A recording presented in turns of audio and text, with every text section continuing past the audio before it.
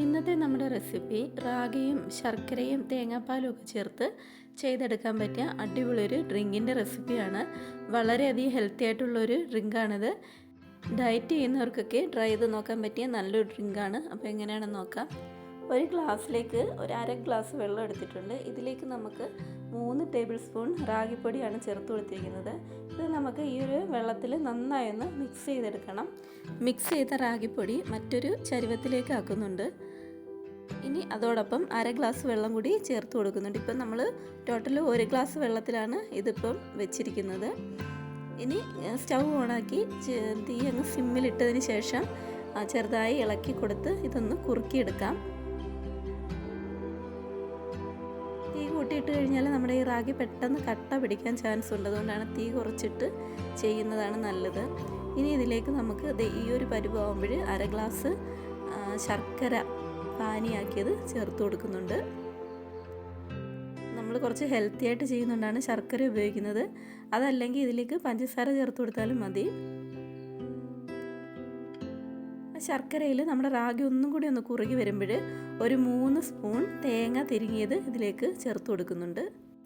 ഈ തേങ്ങ ചേർക്കുന്നത് എന്തായാലും ഒഴിവാക്കി കളയരുത്. തേങ്ങ നമുക്ക് ഇടയ്ക്കൊന്ന് കടിക്കാൻ കിട്ടുന്നത് നല്ലൊരു ടേസ്റ്റാണ് ഇതിനകത്ത്. കുട്ടികൾക്കൊക്കെ വളരെയധികം ഇഷ്ടപ്പെടും തേങ്ങ ഇങ്ങനെ ഇടുന്നത്. അപ്പോൾ തേങ്ങയും കൂടി ചേർത്ത് ഒന്നും കൂടി ഒന്ന് തിളപ്പിച്ച് കുറുക്കിയെടുക്കണം.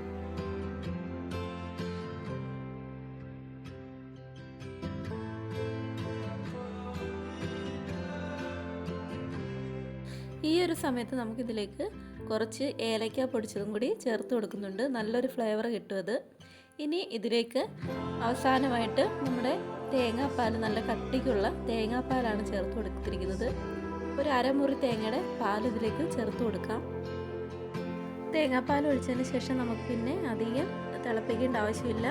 തീ അങ്ങ് ഓഫ് ചെയ്യാം. ഇനി നമുക്കിത് ഒന്ന് തണുത്തതിന് ശേഷം ഒന്നും കൂടി ഒന്ന് കുറുകി വരും. അപ്പോൾ ഈ ഒരു പരുവത്തിന് നമുക്കിതങ്ങ് ഓഫ് ചെയ്യാം.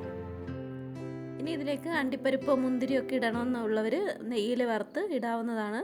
കുറച്ചുകൂടെ ഹെൽത്തി ആകാൻ വേണ്ടി പംകിൻ സീഡോ ഈന്തപ്പഴം അങ്ങനെയുള്ളതൊക്കെ നമുക്കിതിലേക്ക് ഉപയോഗിക്കാം.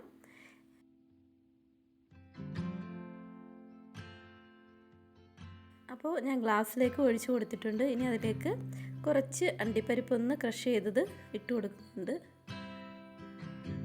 അപ്പോൾ നമ്മുടെ വളരെ സ്വാദിഷ്ടമായൊരു ഡ്രിങ്കാണ്. കുട്ടികൾക്കൊക്കെ ഒത്തിരി ഇഷ്ടപ്പെടും കേട്ടോ. സ്കൂൾ വിട്ട് വരുമ്പോഴൊക്കെ അവർക്ക് ക്ഷീണം മാറാനൊക്കെ നല്ലൊരു ഡ്രിങ്കാണ്. അപ്പോൾ എല്ലാവരും ഇതൊന്ന് ചെയ്തു.